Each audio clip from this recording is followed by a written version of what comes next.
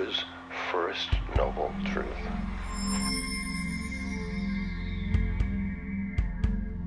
There is suffering. There is suffering. There is suffering. Why is there poverty and suffering in the world? See, one thing is poverty, the way we describe poverty right now is very, dependent upon certain standards that we have set ourselves. Who is poor, who is rich is decided by certain standards that certain societies have set. 10,000 years ago, living in a cave was a luxury.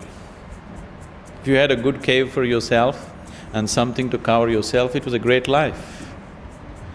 Today, we have created so many things for our well-being, so anybody who cannot afford to have that, we consider that poverty.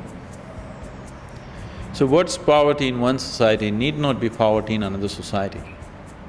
So this trying to have a world view of common sense of poverty, saying that if you earn anything less than $10 per hour, you're poor, I think is an improper way of looking at the world.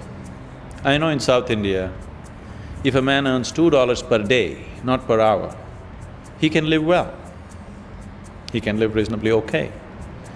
The kind of prosperity that we are talking about, our standards of prosperity are completely unrealistic and ecologically unsustainable.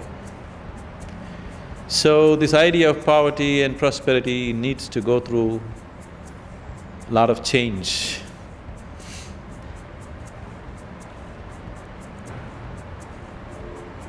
I come from a culture where people have chosen many times, not now, many times to be consciously poor by choice.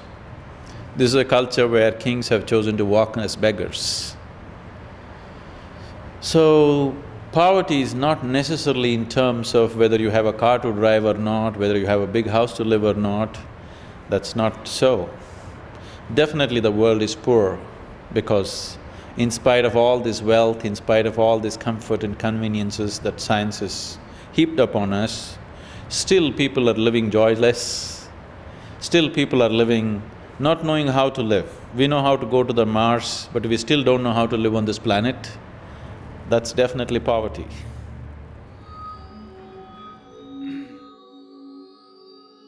Everybody avoids suffering.